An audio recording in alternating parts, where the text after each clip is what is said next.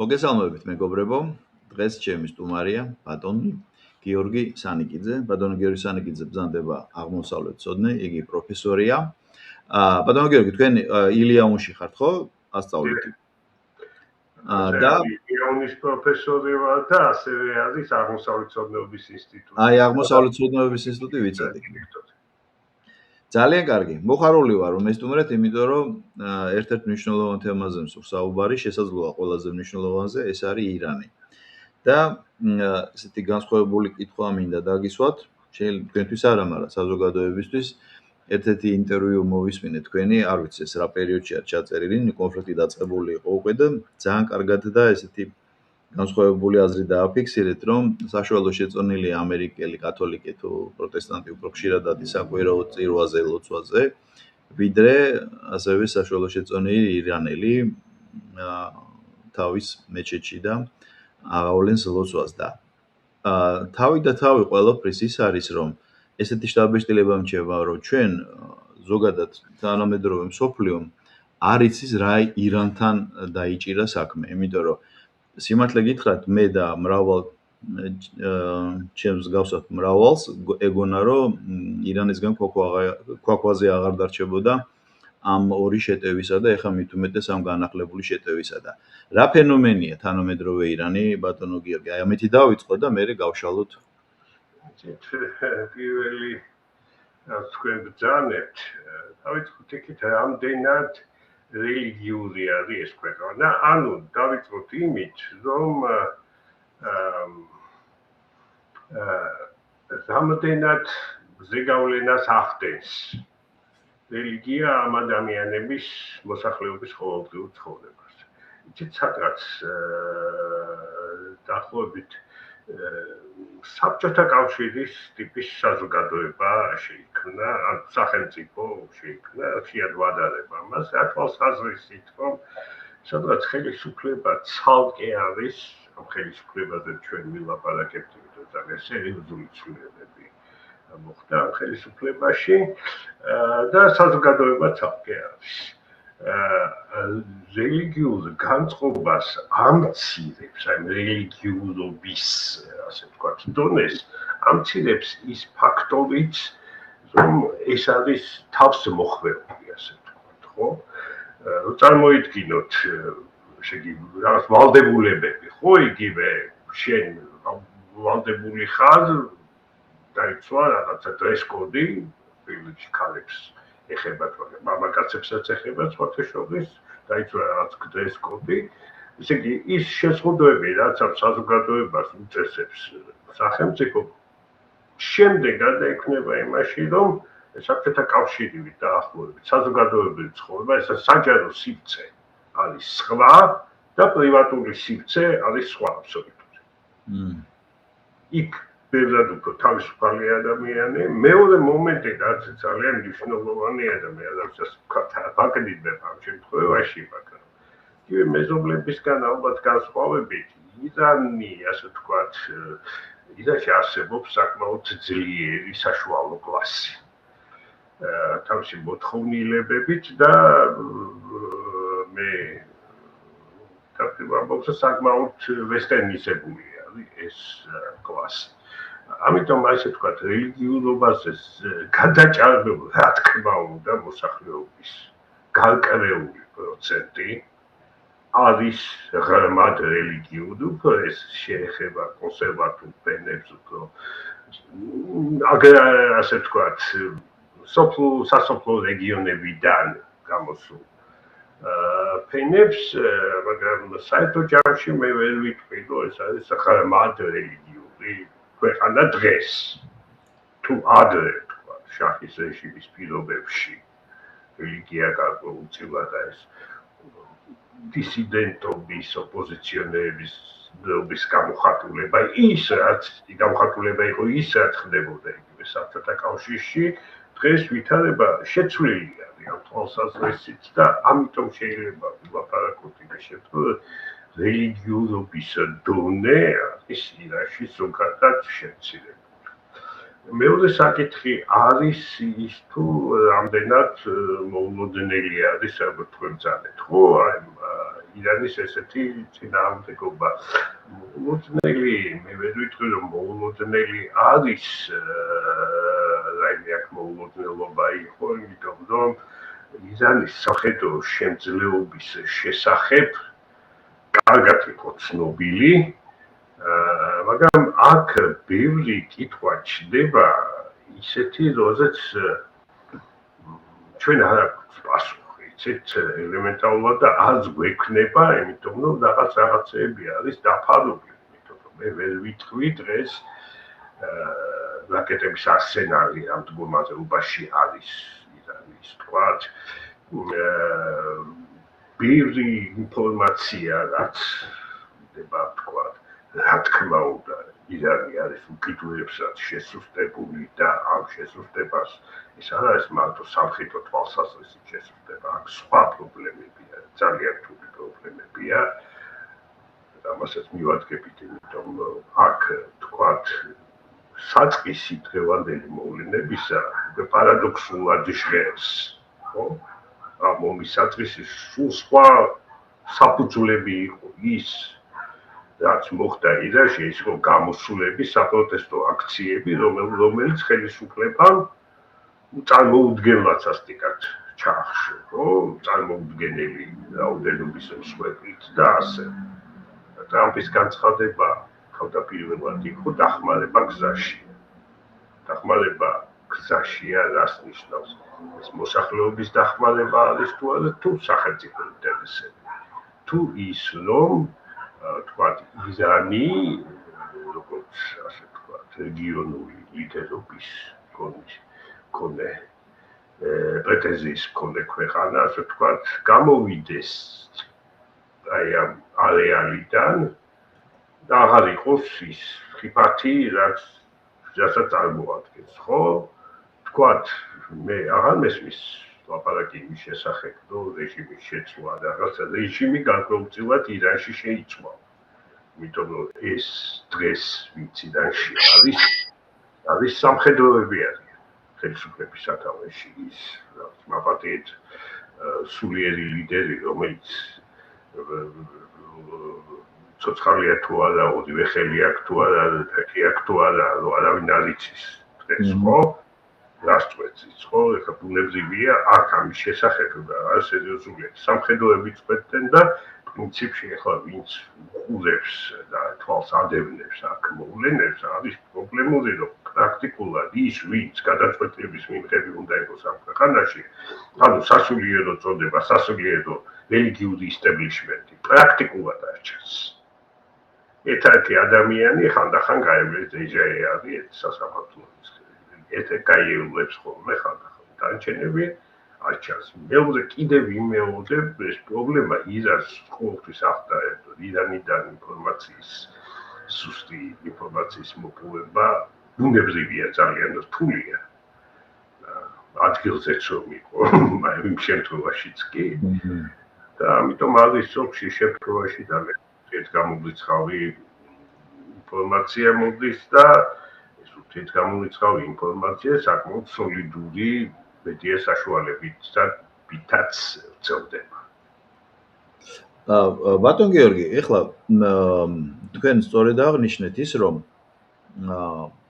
მე მაგალითად არ მეგონა, იმიტომ რომ საერთოდ ირანის კონფლიქტი რო დაიწყო, ამერიკა-ირანის კონფლიქტი, მე მოვიკითხე ეს სახელმწიფო გადასამალი ხა.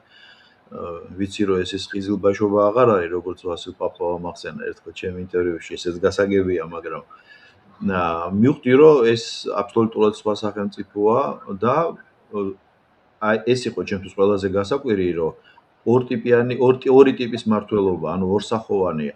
ანუ ის გალიბაფი, იგივე პრეზიდენტი პეზიშკიანი, საგარეო საქმეთა მინისტრი, რომელიც ფაქტობრივად საგარეო ტრეკს ალაგებს და არის უხილავი ძალა, ეგრეთ წოდებული გუშაკთა კორპუსი, რომელიც პრესამსახური პერიოდულად გვაცნობს ამა თუ იმ გადაწყვეტილებას თუ რა სტრატეგიულ გეგმებს და სიმართლე გითხრა, ჩემთვის მართლა გაუგებარია ამჟამად ვინ მართავს ქვეყანას, იმიტომ რომ ეს ეტიკეტური ნაწილი გასაგებია, ანუ ვინც მოლაპარაკებაზე ჩადის და ასე შემდეგ, მაგრამ მე ისეთი შტაბ-ბეჭდილება მჩებოდა, მე არ ვამბობ, რომ ამერიკელები სუფთები არიან და წესიერნი მოლაპარაკებაში, იმიტომ რომ ბევრჯერ ეს ჩემი ბუნებრივი ჩემი აზრია, თქვენ შეიძლება დაეთანხმოთ თუ არა.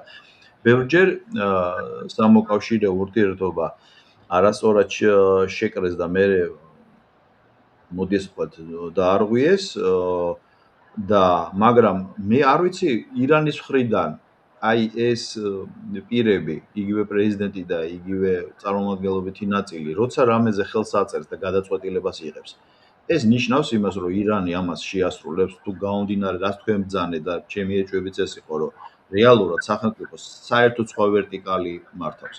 მაშინ საერთოდ რა აზრი აქვს ირანთან პოლიტიკურ ურთიერთობას? მოდით დავიწყოთ ერთი მნიშვნელოვანი ფაქტიდან. ირანი არის ძალიან უცნაური პოლიტიკური მოწყობის ქვეყანა. თუნდაც სათაური ამ ქვეყნის სახელწოდება, ხო? ირანის ისლამური რესპუბლიკა, ანუ რელიგიური კომპონენტი და დასავლური კომპონენტი, აბსოლუტურად საერო კომპონენტი რესპუბლიკა რომაული, ხო? ერთად შეწყებული. ასეთივე პოლიტიკური მოწყობის არის ეს ქვეყანა, იმიტომ რომ არის ისე დაუსრულებლად არის გადაწყვეტილებების მიღების ცენტრების გაოლება. შესაბამისად, ეს ამ ქვეყნის ზოგადად თქვათ, სანქციები რო არ იყოს, რაც არაფერი არ იყოს, ქვეყნასთან კავშირებით, ისედაც ძალიან სერიოზულ პრობლემებს უთმობს. ესე იგი, არის როგორც წარმოვიდგინეთ, ჩვეულებრივი პრეზიდენტი, ჩვეულებრივი პარლამენტი, არჩევითი, რამდენად სამართლიანად ტარდება არჩევნები, ეს საკითხია, მაგრამ მეზობელ ქვეყნებს რო წარმოვიდგინეთ, ახლა შეიძლება განკრუპტულად წინ წასულიცაა თვალსაზრისით, მაგრამ პრეზიდენტს აირჩევენ, პრეზიდენტი ემორჩილება რეალურად უზენაეს ლიდერს, რომელიც პრაქტიკულად ძალიან ვიწრო წრის მიერ აირჩევა და პრაქტიკულად მისი გადაყენება შეუძლია.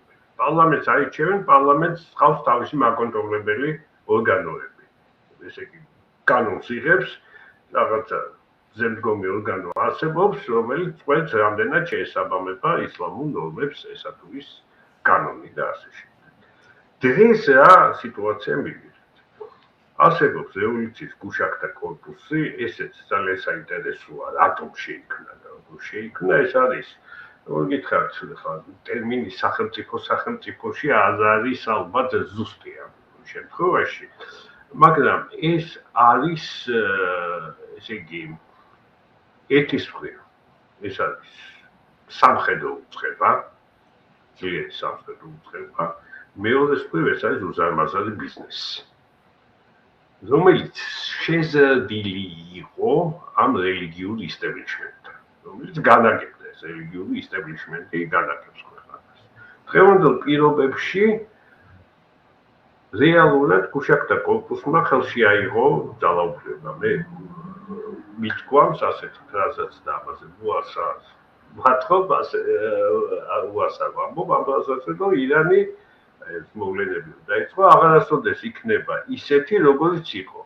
მაგრამ ეს არ ნიშნავს, რომ ან ასე ვთქვათ, ვითარება ესეთ პოზიტიური კუთხით განვითარდება, თუ ნეგატიური. ეს არ ნიშნავს. უბრალოდ შეიცვალა ვითარება, ჩვენ ვხედავთ იმას, რომ რელიგიური ისტაბლიშმენტი, რომელიც ძალიან აკონტროლებდა ქვეყანას, ახლა პრეზიდენტის ფუნქციებიც რო წარმოვიდგინოთ, ეს საინტერესო რეალურად პრემიერ-მინისტრის მთავრობის მეთაური იყო, პრემიერ-მინისტრის ფუნქციები და ეს რელიგიური ისტაბლიშმენტის რელიგიური, ასე ვთქვათ, წინამძღოლობისთვის ძალიან მომგებიან პოზიციებში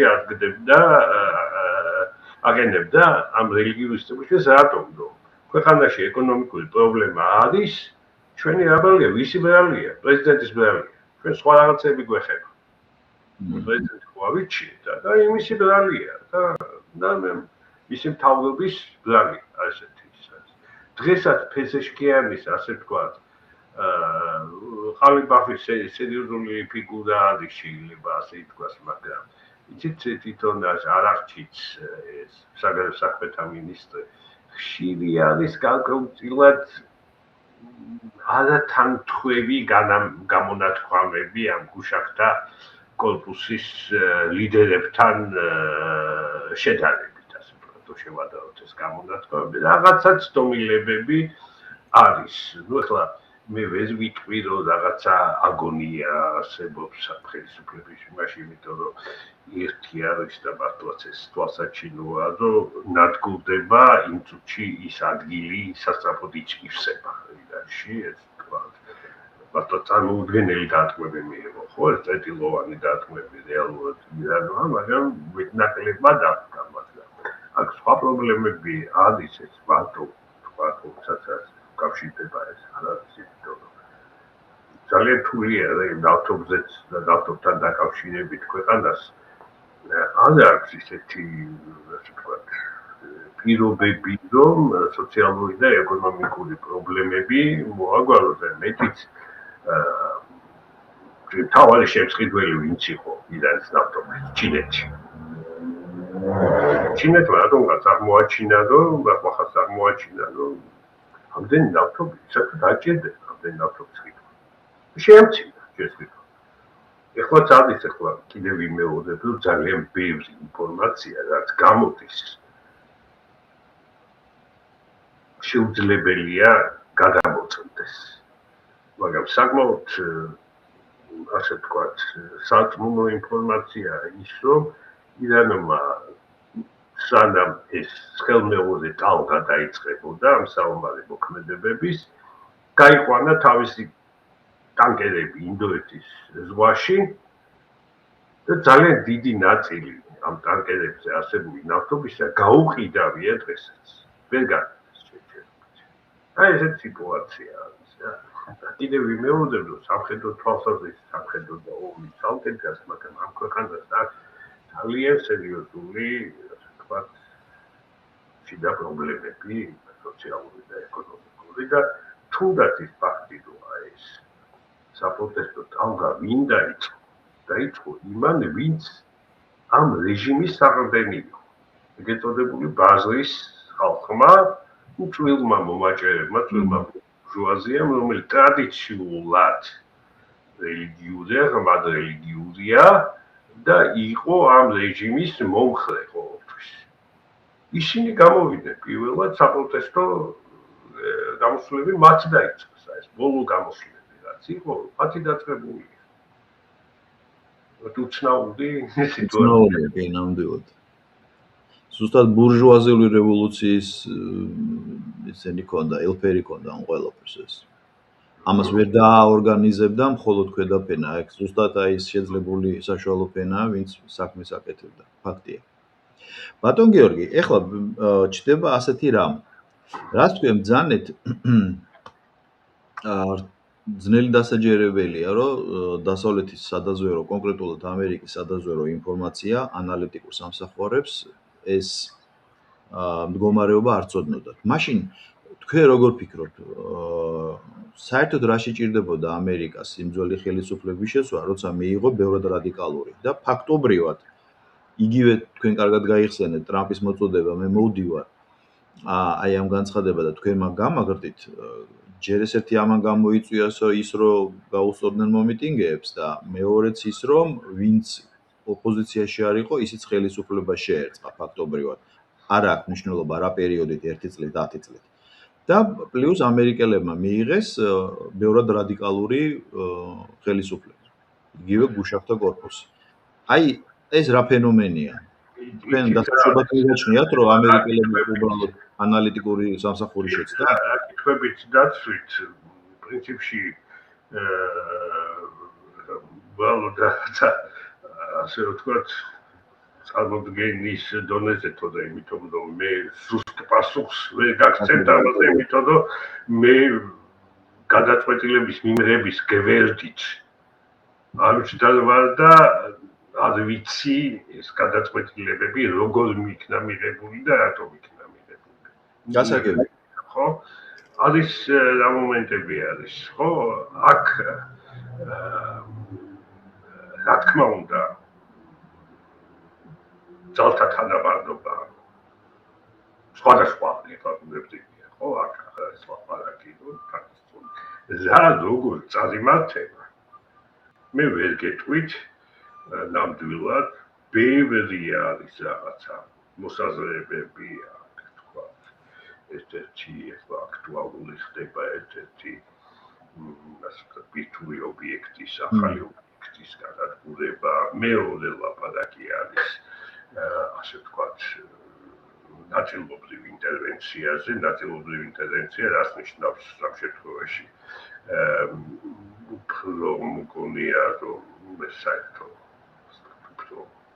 აზრი არის ასეთი რომ უფრო შეეხება ხეშმისადმა მდებარე კუნძულების დაკავებას ესეთი რთული ოპერაცია თქვა არ უნდა იყოს მაგრამ ასეთი ქვეყანაში ინტერვენცია აქ ეს ყველას ესმის რომ პრაქტიკულად გამორიცხულია ეს არ არის ერაყის შემთხვევა ეს არ არის სხვა ქვეყნების შემთხვევა და რატომ ესე ვთქვათ ეს მომენტი უნდა გავთვალისწინოთ ხო რაც გამოცდილება არის ახლო აღმოსავლეთში ერაყი ვარ სირია კლასიკური მაგალითია ან ვთქვათ უფრო ჩრდილოეთ აფრიკაში ეს ლიბიის მაგალითი შეიძლება იყოს როდესაც ოპერაციები იწყებოდა ამ ქვეყანაში ერაყი წარმოადგენდა აქ არსებობდა ორგანიზებული შეიარაღებული ოპოზიცია.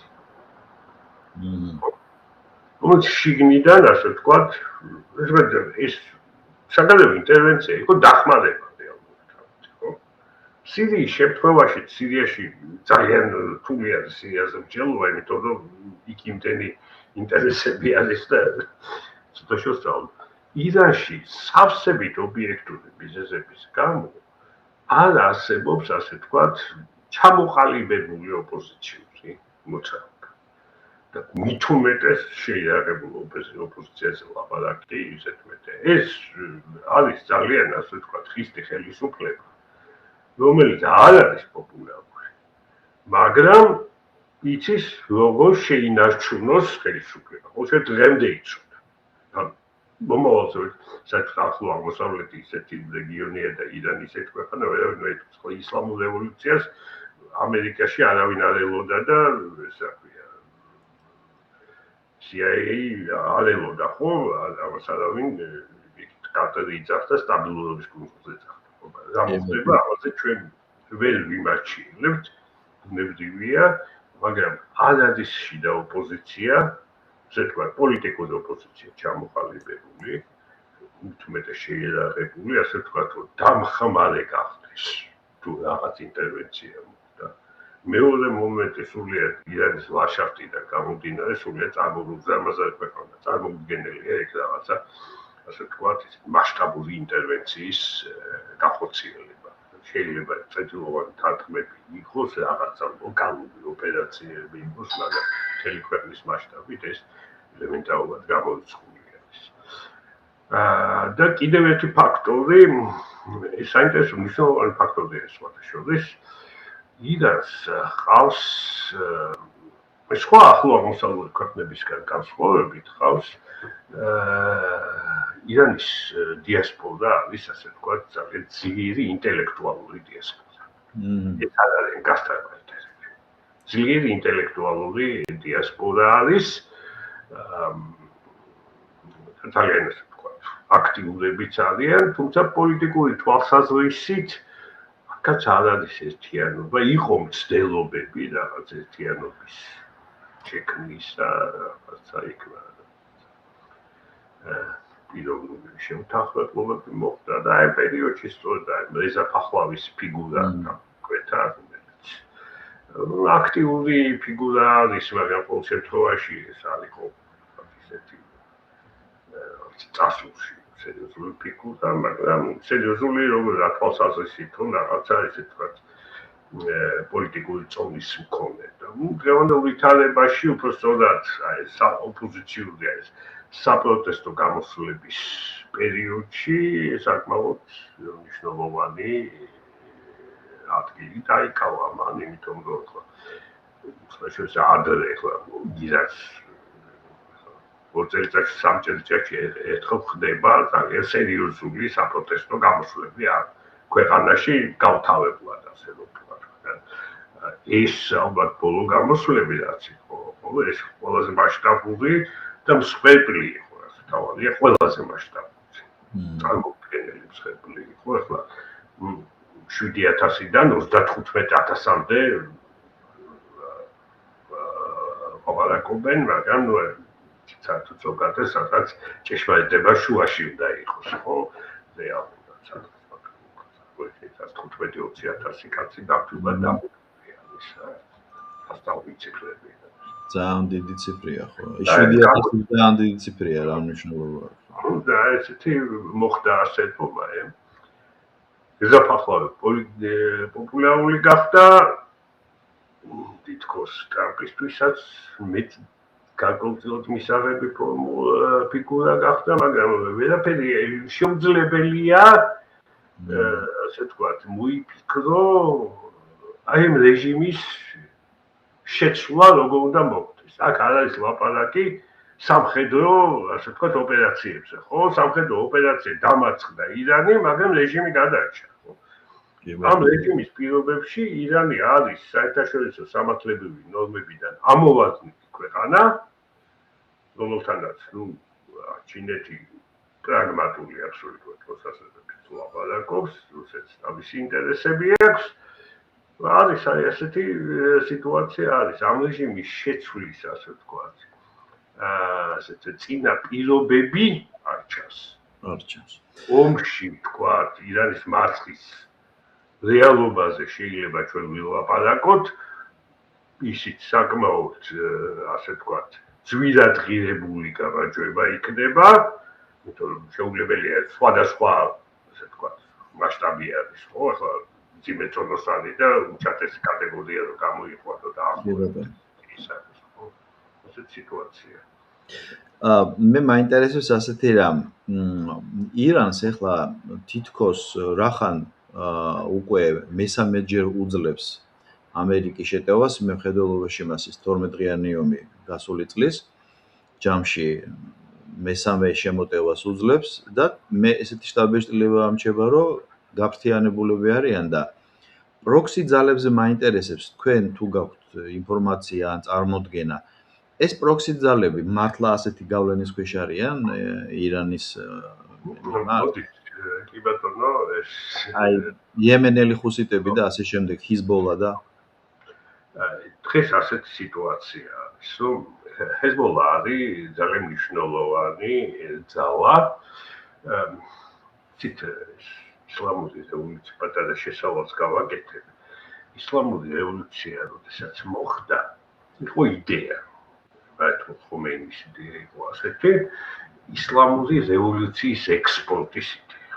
ანუ მთელი ახლო ისლამური სამყარო იმ ტიპის რეჟიმები უნდა დამხარებულიყოს მოსასწრებად. რა თქმა უნდა, სერიოზული იყო ეს. რაკის რომ მოხდა სულიად შეიცვალა ისლამური ლოზუნგები, ირანული ლოზუნგები, ან პატრიოტული ლოზუნგები შეიცვალა, მაგრამ ერთადერთი წარმატებული პროექტი გამოდგა ჰეზბოლაჰის შექმნა ერაყში. ჰეზბოლაჰი ძალიან სერიოზულ პრობლემებს უქმნის ლიბანსაც, თითქოს საქართველოს ქვეყანასაც, იმიტომ რომ რეალურად მეტოქე არ ყავს ქვეყანაში სამხედრო თვალსაზრისით.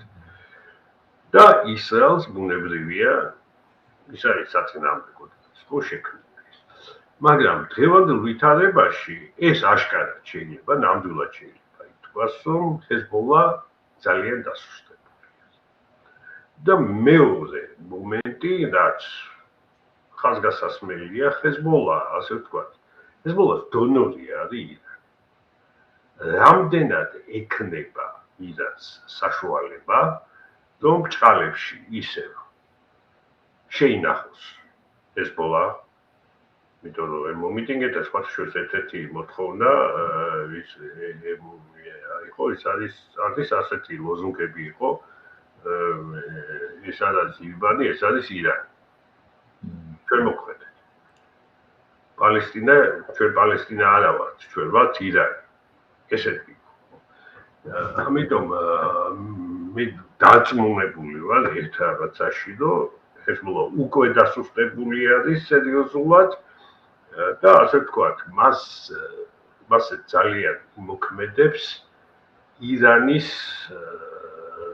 ასე ვთქვათ, ფინანსური ნაკადების დიწილად შეწყვეტა, იმიტომ რომ ჰეზბოლა ეს არ არის მარტო სამხედრო გაერთიანება, ჰეზბოლას აქვს სკოლები აშენებული, საავადმყოფოები აშენებული, ინფრასტრუქტურა აქვს მოწყობილი, მაგრამ ეს ყველაფერი ხდებოდა ირანის ფულით. ეხლა აღარ იქნება ეს, ხო? მეორე პალესტინას რაც შეეხება, ჰამას რაც შეეხება, ჰამასთან დამოკიდებულება ირანისა ცოტა ნელთვილი იყო, იმიტომ რომ სხვა შორის ჰამასი გამოვიდა ბაშარ ალ-ასადის წინააღმდეგ თავის დროზე, როდესაც ირანისთვის ბაშარ ალ-ასადი ისიას აღარ ვახსენებ, იმიტომ რომ ისია მოისპო ირანისთვის ახლა სირიაში პოზიციები. ეხლა რამდენიმე სირია არსებობს, ხო, რეალურად? სირია და ერაყიც არის ხელოვნურად შექმნილი და ახლა რამდენად შენარჩუნდება ეს ერთიანობა, ერაყშიც რეალურად არის იარაღის ქურთისტანი ოფიციალურად არა, მაგრამ რეალურად სამგებლად არის. ძალიან ბევრი, ასე ვთქვათ, წინააღმდეგობრივი ინტერესები, უთესაწინააღმდეგო ინტერესები არის სირიაში. ჰამას რაც შეეხება, კიდევ ვიმეორებ, ჰამასის დამხმარე და ასე ვთქვათ, ირანს თავისი, ასე ვთქვათ, იმიჯისთვის შეიძლება ყველაფერი დაევიწყებინა და ჰამასისთვის დახმარება გაიწია, იმიტომ რომ ახლა დღეს არ არის, მაგრამ რევოლუციის პერიოდში პირველი 15-20 წელიწადი ისლამური რესპუბლიკის არსებობის პერიოდში ყველა ოფიციალური წერილი ირანის სახელმწიფო მოხელეების წერილი და ასე ვთქვათ, პოლიტიკური და ლინგვისტები თავდებოდა სიტყვებით ჩაგრელებზე გამარჯვების იმედით. ასეთი პოზმით იყო. მესამე ძალა ხუსიტები, ანუ ხუთიები, შეიძლება გამოვთქვათ, იემენში აქაც იცით რა არის, აქაც ირანს ძალიან გაუჭირდება დახმარების გაგრძელება, მაგრამ აქ კიდევ სხვა საკითხებია, ხუთიები შეიძლება ვთქვათ გახდეს ისეთი ხიფათი საერთაშორისო გლობალური ხასიათის ან ფართოდ რეგიონული ხასიათის საფრთხეებისთვის არ იყოს, მაგრამ პრობლემა თვითონ ქვეყანა არის იემენი. იქ სიტუაციის მოგვარება ძალიან რთული არის, ასე ვთქვათ, იქ ისეთი იემენსაც ისეთი უცნაური ისტორია აქვს, გადაცემა. აქ თვითონ ეს ხუსიტებიც, როცა მოვიდგინოთ, ესენი შიიტები არიან, მაგრამ შიიტების იმ მიმართულების წარმომადგენლები, რომლებიც ასე ვთქვათ, ძალიან შორს დგანან ირანული შიიზმისგან. და ეხლა რელიგიური თვალსაზრისით ბევრად უფრო დაახლოს დგანან სუნიტებთან რა. ახლა გავაქცევებ საუბარს. თავისთავად ეს იემენის საკითხი ცოტა ისეთია, იემენი მართლა საწოდაობა არის თვალსაზრისით, რომ არაბეთის ნახევარკუნძულის ისტორიულად ყველაზე მდიდარი მხარე იყო. რომაელები არაბია ფელიქს ეწოდებოდნენ ბედნიერ არაბეთს. დღეს ყველაზე ღარიბი მხარეა და დაუსრულებელი სამოქალაქო ომით. თვითონ ხუსიტებზე ეხლა ალაპარაკდა მედია და ფართოდ ჩუქდება, გამომდინარე იქიდან, რომ ბაბ-ელ-მანდების ყურეს გადაკეტვას ცდილობენ. რამდენად გადაკეტავენ ხე სხვა საქმეა, მაგრამ ფაქტია, რომ საუდიის არაბეთის გემებზე იერიში მიიტანეს. მოსალოდნელიც იყო, მაგრამ თავი და თავი, როგორც ჰეზბოლასი, ასევე მოკლედ ხუსიტების არის ის, რამდენად შეძლებს ირანი მათ დაფინანსებას. მარტივი ფორმულა ვთქვათ. ძალიან ეჭვები ჩნდება და ეს ლოგიკური ეჭვებია. მასაგებია. ანუ გაბრძოლება იქნება. ქვეყანა შემოსავალი, ეხლა ბაბათით დაუბრუნდები ურთიერთგაგების მემორანდუმს, რომელიც ეწერა ხელი, რომელიც აბსოლუტურად ფანატინა კავალდი არის. ეხლა იქ ისეთი წერია, რომელიც არასერიოზულია ეს აქტივების, ასე ვთქვათ, გაკინული აქტივების galgობა და ამის ირანისთვის მიცემა ეს არ მოხდება ასე. ხო, ამ ხელისუფლების პირობებში მოხდება და ამდენი ავიღეთ თან რაღაცა 300 მილიარდი უნდა ჩაიდოს ეკონომიკაში, ამას ვიჩადებს, კატარი ჩადებს, კატარს სულ არ აინტერესებს, რა ქვია. ბევრად უფრო ჭკვიანურად გამოიყენებს იმ ფულს. ასეთი რაღაცა, აბსოლუტურად ფანტასტიკური და ეს ურთიერთგაგების მონაწილე თავისთავად განზრახვების შესახებ, რომელიც ფანატინა კავალდი იყო, ერთადერთი აქ მნიშვნელოვანი იყო ის, რომ უზის გახსნა ერთი და ნავთობის გაკეთების უფლება ეს ორი პუნქტი იყო. იმუშავა გარკვეული პერიოდი, ეხლა აღარ მუშაობს. როდის ამუშავდება ისევ და რას მიაღწევს, რა თუ გია რაღაცა გადაწყვეტილება ბუნებრივია მიღებული იქნება, საერთოდ ირანული დიპლომატიაც თავისებური არის, ასე რომ ვთქვათ. იმიტომ რომ ახლა უზიო მხარეს სხვადასხვა ინფორმაცია გამოაქვთ, ხო, რეალურად ის გვაქვს. ესეთი სიტუაცია. მე გამიგია ასეთი რამ, ვინც მეტნაკლებად ირანთან შეხება ქონდა, ნამყოფია და ასე შემდეგ, ითვლებიან თურმე, რომ ირანელები არიან ძალიან კარგი მოვაჭრეები, ანუ გამოვაჭრების დიდი უნარი აქვთ და ეს პოლიტიკაშიც იყენებენ ამასო და შეიძლება და აი თქვენი აზრით, რომ ეს იყო ამერიკელებთან უბრალოდ დროებითი ფაქტი, რომ წელში გამართულიყვნენ და რაღაც შიდა ინფრასტრუქტურული პრობლემები დაელაგებინათ? ანუ ამ დონის მოვაჭრეები არიან, რომ შეეძლოთ ამაზე ამერიკელები დაეყოლებინათ? გავიხსენო, მე-19 საუკუნეში ფრანგი წეს, რომ თბილისელი სპარსელებიო. ყველაზე გამჭრიახი მოვაჭრეები არიან, რატო? ესე იგიო, ერთი სომეხი ჭირდება ებრაელის მოტყუებასო თუ რაღაცა და ირანელის მოტყუებასო სამი ებრაელი ჭირდება თუ იმას ვერ მოატყუებთ. ეხლა მოვაჭრეობა და რაღაცა კიდევს ამაში მაგრამ გენიალური ნაცნობია. ბეშენ გატყუებდა მე ვერ მიხვდები რომ გატყუება, თუ მე ხომ მიხვდებია რა. ხო, იმიტომაც იყო ეს მემორანდუმი დააჩობილი იყო თავიდანვე ასე ვთქვათ რა. ხო, კითხვის ნიშნებს უბრალოდ ისვას რომ ამერიკელები რულად არ მივხვია. ხო, და ამერიკელები რო ჩაყვნენ ამ თამაში. აი ეს ხო, ნუ ეხლა ხო, რამდენად ჩაყვნენ. რამდენად ჩაყვნენ და ნუ ოდრეში რა, რამდენიმე ხანში ყველაფერი გამოჩნდა. ნუ ეს ასე არ არის. ბატონ გიორგი, მე ასევე მნიშვნელოვანი რამ მაინტერესებს, რამდენად ყავს ირანს რეგიონში მოკავშირე. ვიცით რომ შიიზმია, მაგრამ თქვენ ახლა კარგად განმარტეთ ახლა. იემენიც შიიზმით არის, უბრალოდ შიიზმია იქ ძირითადი, მაგრამ უფრო სუნიტური მიმართულებით. მე ვიცი რომ შიიზმში რამდენიმე მიმართულება რელიგიური. აი რეალურად რეგიონში ვინმე ყავს, ვინც დაუშვათ მას პარტნიორობას გაუწევს გაჭირების ჟამს, ასე ვთქვათ. აი იგივე ქურთების კონსოლიდაცია თუ შეიძლება, ან რომელ რეგიონის შიიტები დაეხმარებიან. აი მართლა რომ იქამდე მივიდეს საქმე ირანის ყოფნა არ ყოფნის საკითხი რო დადგეს. იცით რა არის ირანიგივე ირანული გამოთქმა არის ჩვენ მარტონი ვართ. ბატონო? ჩვენ მარტონი ვართ ირანელები. მარტონი ვართ რეგიონში რა თვალსაზრისით ხო? რამდენად თურქული წარმომავლობის ხალხების რამდენი სახელმწიფო არის ხო?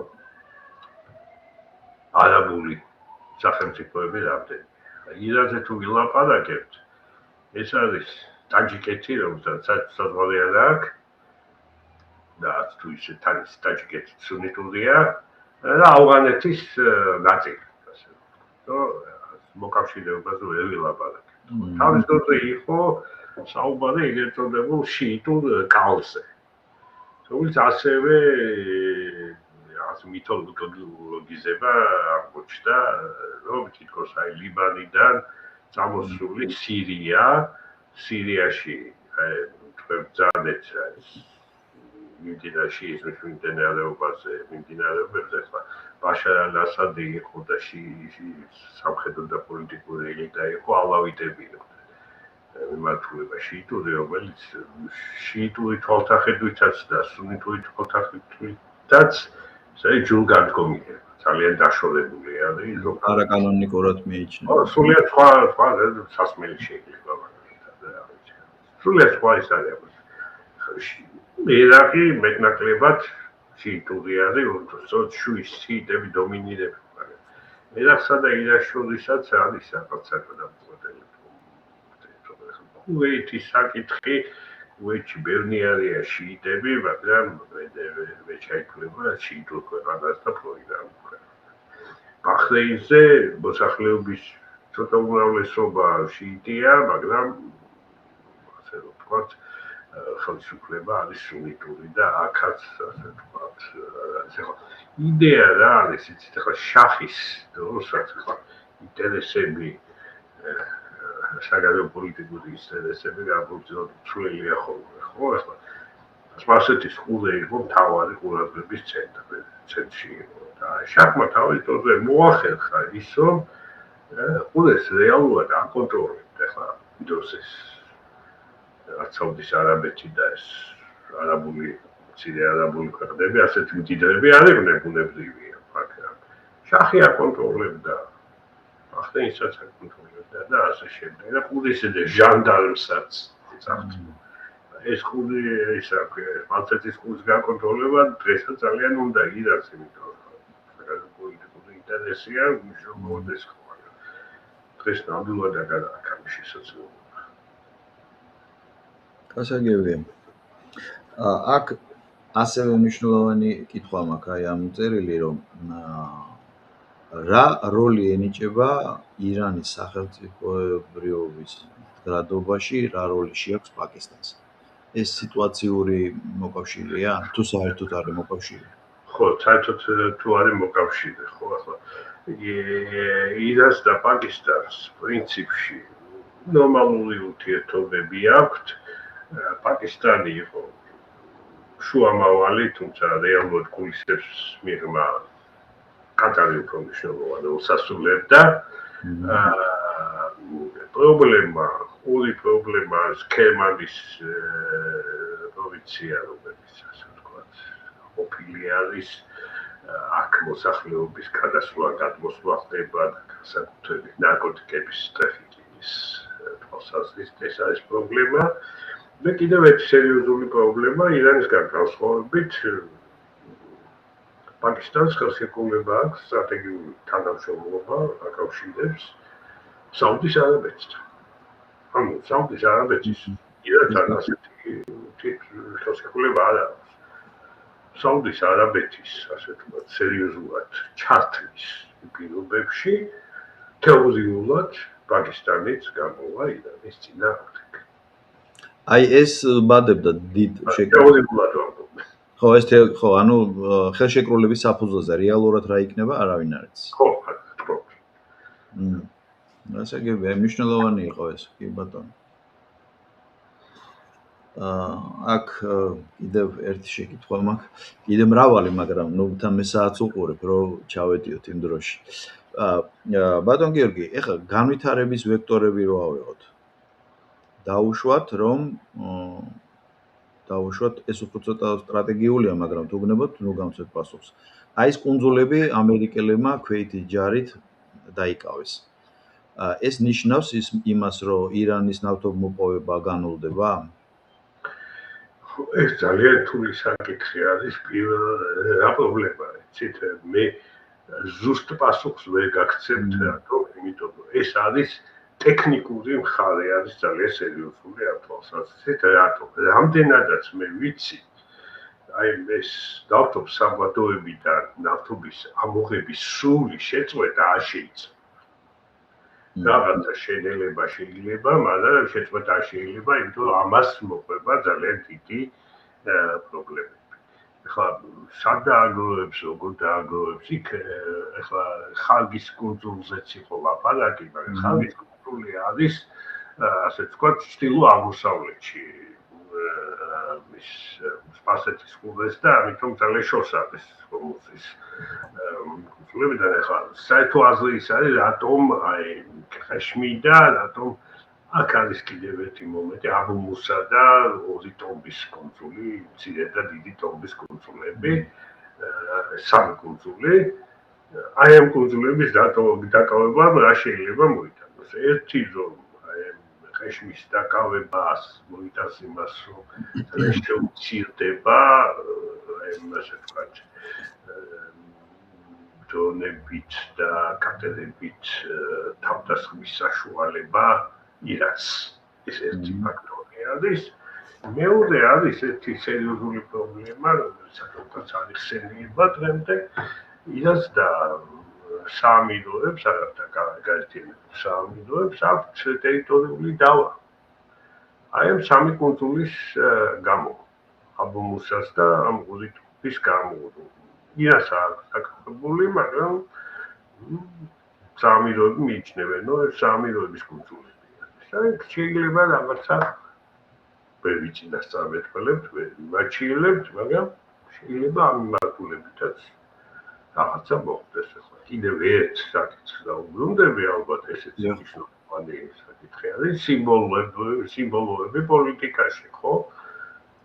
სპარსეთის ყურე. ახლა ამჯობინებენ ლაპარაკს, ყურეს ახსენებენ და არა სპარსეთის ყურეს. არაბული ქვეყნები ეძახიან არაბულ ყურეს. ამათ ჩივის ირანი და სამართლიანად ჩივის, იმიტომ რომ ისტორიულად ამას ქვია სპარსეთის ყურე. არაბული პოზიცია არის ასეთი, რომ იცი რა არის, შენ ერთი ირანი ხარ და ჩვენ ამდენი არაბული ქვეყანა ვართ.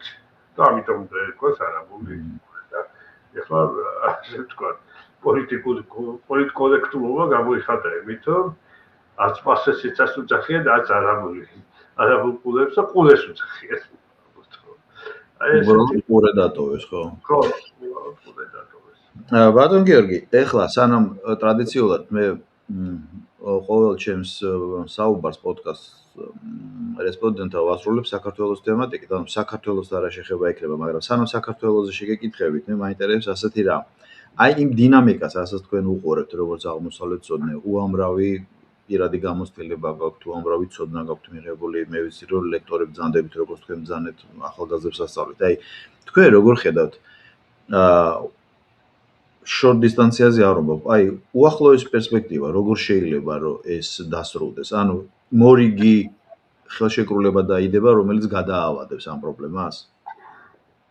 იცით რა არის ეს ისეთ კითხვა დამისვით, რომელზეც ზუსტი პასუხი არ მაქვს და მგონი არც არავის არ აქვს. და უფრო ლოგიკური ასე მგონია რაღაცა მოხდება არა კონფლიქტის საბოლოო გადაწყვეტა, არამედ რაღაცა კონფლიქტის გაყიდვა. მაგრამ უახლოეს მომავალში მე ვერ ვხედავ იმის პერსპექტივას, რომ ამ რეჟიმის არსებობის პირობებში ირანი დაბრუნდეს საერთაშორისო ასპარეზზე. ანუ ეს ამოვარდნილი არის რა საერთაშორისო სამართლებრივი სისტემიდან მიზეზთა გამო აი ეს მოისმოს. აი უახლოესი ასე ვთქვათ პერსპექტივა შეიძლება იყოს კონფლიქტის გაყინვა. მეორე მომენტი ესეც ყველას ძალიან კარგად ესმის, რომ რა უნდა რეჟიმი იყოს კარგი, უნდა იყოს ცუდი იყოს მისაღები ან მისაღები, ირანი მაინც უნდა დაჩეს მნიშვნელოვან მოთამაშედ ეს პირველ რიგში საჭიროა ძალთა ბალანსისთვის რეგიონში. ეს ასე ვთქვათ, ალბანური ჭეშმარიტება არის. ძალიან რთული არის კიდევ ვიმეორებ სიკვამური რევოლუცია და ვის უწინასწარმეტყველია რა იქნება და როგორ შეიცვლება და კიდევ ვიმეორებ რომ ირანი შეიცვალა სერიოზულად იმ თვალსაზრისით რომ ხელისუფლების სათავეში დღეს არიან სამხედროები და არა რელიგიური პირები. და თქვენ კარგად ბრძანეთ, ეხლა მივდიოდი მაგ კითხვისკენ და მნიშვნელოვანი რამ ბრძანეთ, რომ ირანი როგორც სახელმწიფო უნდა არსებობდეს ჯერ მარტო იმიტომ, რომ რეგიონში იყოს ძალთა ბალანსი. და მე მაინტერესებს ასეთი რამ. როგორ ფიქრობთ, ირანის გაძლიერების შემთხვევაში თუ ეს მოხდა, ანუ მას პრეტენზიები როგორც ჩანს ექნება ბევრ რამეზე რეგიონში და საქართველოსთან მიმართებაში რა შეიძლება რომ შეიცვალოს, როგორც ჩვენ გვინდა არ გვინდა უზობლო გარემოში. ეხლა იცით რა არის, მოდით ასე ვთქვათ, რომ სამხრეთ კავკასიაში საქართველო მნიშვნელოვანი ქვეყანა არის ირანისთვის, მაგრამ არა პრიორიტეტული ქვეყანა, რა თვალსაზრისით, რომ ბევრად უფრო მნიშვნელოვანი არის აზერბაიჯანი, რომელთანაც სერიოზული პრობლემები აქვს ირანს და ბევრად უფრო მნიშვნელოვანი არის სომხეთი, რომელთანაც ასე ვთქვათ, ძალიან მჭიდრო ურთიერთობები ჰქონდა, მაგრამ დღეს ცოტა ვითარება იცვლება სომხეთის ასე ვთქვათ, სომხეთის მიერ ვექტორის შეცვლის, რეალურად ვექტორის შეცვლის პირობებში. და შეიძლება საქართველოსთან ურთიერთობებს მე ვეძახდი ამ ჩვენ ურთიერთობებს ცივი კეთილმეზობლური ურთიერთობები.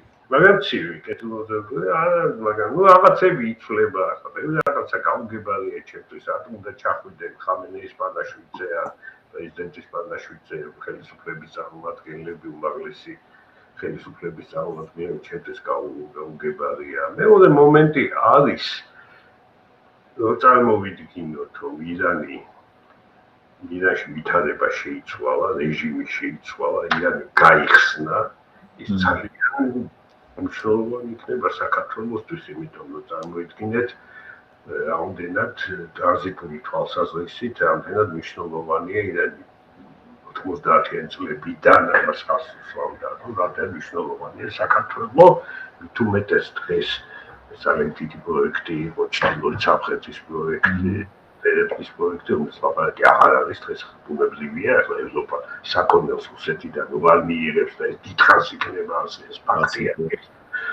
დიდხანს იქნება, მაშინ დიდი ფული ჩაიდო, აი ამ თვალსაზრისით ირანი თუ შეიცვალა, რა თქმა უნდა, ჩვენ მოგებულები დავჭერთ რეჟიმი თუ შეიცვალა და გახსნა მისაღები ქვეყანაში. ანუ მარტივად ირანი თუ გაიხსნა და არ იქნა ჩახვიდობა. გაიხსნა ირანი და მისაღები გახდა სოფიოსთვის ასე.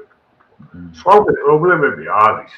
პრობლემა არის ის, რომ რამდენიმე ქართული კომპანია, საქართველოში არსებული კომპანია, მოქმედი კომპანია საქციების ქვეშ მოხდა, იმიტომ რომ ირანთან დაკავშირებული საქციები დაიყო, ეს საიდუმლოს არ ვამბობ, შეიცვალა ვითარება, აი ორი დღის წინ გამოვიდა, თუმცა აღმოჩნდა, რომ რაღაცა 600 თუ რაღაცას გაიზარდა საქართველოსთან ექსპორტი ირანში. მეუღლედი მანქანების თუმცა აქედან მიდის. ხო, ეს ჯერ დაშვებულია, ხო შეიძლება ამაზე საქციები იყოს. ხო, ირანმა ჩვენ სამაშველო რგოლი გადმოგვიგდო მაგ ამ შემთხვევაში. უნებრივია შეიძლება. ხო, იყო გაზი მოგვეწოდა, ანუ იქ ასე ვთქვათ, პრინციპით მოხდა გაზმოწი ჩვენ აზერბაიჯანული გაზი მივიღეთ, მაგრამ აზერბაიჯანს იზარდა მიცა გაზი, როდესაც ძალიან გაგვიჭირდა რუსეთის ასე ვთქვათ. ანუ აზერბაიჯანის იყო ტრანზიტი ამ შემთხვევაში. აქ როგორ იყო ეს სლობიის პრინციპი ქვია მას, რომელიც ძალიან მიღებული არის. ანუ შენ ჩემი სახელით მიეცი ამას ნავთობიან გაზი და ზუსტად იმდეს მოგცემ მე შენ. თავისუფლ საბჭოთა პერიოდში ეს გასადენი არსებობდა, ჩვენ საბჭოთა პერიოდში მასე ირანიდან ვიღებდით გაზს. ირანის ისლამური რევოლუციის საქართველოს იღებდა ირანიდან გაზს. ეს მახსოვს როგორ შეწყდა. ქვეზე უფროსივას. ბატონ გიორგი და საუბრის დასასრულს მე მგონი ჩავიტი დროში.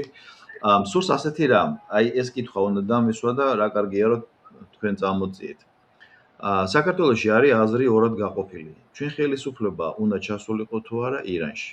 მე ჩემი არ ვიცი, მწირე ინფორმაციით, მწირი განათლებით მე ვიტყვი, რომ სამეზობროსთან ყველასთან უნდა გქონდეს ურთიერთობა და მით უმეტეს ესეთ ტრაგიკულ ჟამს.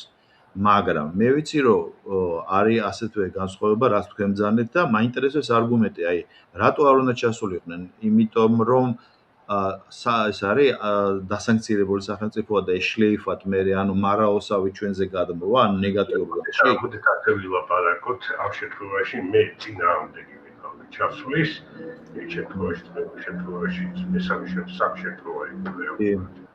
ხო, თითქოს წინ უძღოდა არც თუ ისე კოლექტიური განცხადებები საქართველოს მიმართ ჩვენთან ირანის ელჩისა. თავად ირანიდან გულისხმობთ, ხო? ხო, საქართველოში ირანის ელჩისა. ეს ჩასვლა ხო, ირანის. აი, ამერიკული თვითმფრინავი დაჯდა. საქართველოს პრინციპში დაემუქა საქართველოს. ეხლა რამდენად სწორი არის ჩასვლა იმ ლიდერის გასვენებაში, რომელიც შენი მოკავშირეების ოპერაციის შედეგად დაიღუპა, მე არ ვიცი, ამაზე პასუხი არ მაქვს. გასაგები. სკვალედური კი ბატონო, რომ დელეგაცია შეიძლება რაღაცა დელეგაცია იყოს. მაგრამ პრეზიდენტის დონეზე და პრემიერ-მინისტრის დონეზე ჩემი აზრით ასეთი რაღაცები არ უნდა ხდებოდეს და მით უმეტეს არ უნდა იდგე ის ხეზბოლახის წინააღმდეგ ხეზბოლახის ლიდერის და ჰამასის ლიდერის გვერდით, ხო, იდგა და ჰამასი და ხეზბოლახიც შეიძლება ვიღაცას მოწოს და ვიღაცას არ მოწოს, მაგრამ ოფიციალურად აღიარებულია ყველგან ტერორისტულ ორგანიზაციად, ხო? და თან მე მგონი აქ მნიშვნელოვანი იმაზე ასპარეზზე მოქმედებ და გინდა ვთქვათ იყო ნაწილი აი სოფლიო თანამეგობრობას რომელიც იცავს რაღაცაებს ძალიან რთულია ამაზე ლაპარაკი შორს საგვეყოს მაგრამ კი ბატონო ხო შემთხვევაში შენც უნდა დაიცვა რა მე ასე მგონი გასაგები და უბრალოდ მაინტერესებს აი როგორ ფიქრობთ აი ის ირანის საელჩოს მართლა ცოტა ესეთი ყვახი განცხადება აი იმ თვითმფრინავთან დაკავშირებით და საერთოდ კონტექსტში. თვითმფრინავი არ იყო ნახსენები, გასაგებია. ხო, ეს ხო კონტექსტში იყო ნახსენები. აი დაუშვათ დელეგაცია რო ჩასულიყო და არა პირველი პირები. ეს შეარბილებდა კუთხეებს? თუ მნიშვნელობა? ალბათ შეარბილებდა, ხო, ნუ ახლა პირველი პრეზიდენტის დონეზე. ახლა მე ვერ გაგცემთ ამაზე პასუხებს. არა, მე უბრალოდ საუბარ რომ მოიტანა და პირადად არ მომეწონა. ჩემი ძლე გითხრათ. თან არგუმენტიც გაქვთ თქვენი, რა თქმა უნდა, გასაგებია. ხო, ნუ არგუმენტი ეს ამაქვს, რომ ეს სიტუაცია რაც გითხარით. ბატონ გიორგი, ძალიან დიდი მადლობა ამ საუბრისთვის. ბევრისთვის ირანი, როგორც შენთვის, უკვე განსხვავებული კუთხით დაინახავს ამ ვიდეოს მერე. და მადლობა ამ საუბრისთვის, ჩემთვის პირადად მნიშვნელოვანი იყო და ჩემი მცირე აუდიტორიისთვისაც მნიშვნელოვანი იქნება. კიდევ ერთხელ დიდი მადლობა. წარმატებებს გისურვებ და ვიმედოვნებ რომ ირანის თემა არ დასრულდება წელს და მომავალ წელს და რაღაცა პერიოდულობით მე მინდა რომ თქვენ განმარტება გააკეთოთ თქვენეული ხედვით. კარგად წარდებოდეთ, წარმატებებს გისურვებთ. ნახვამდის.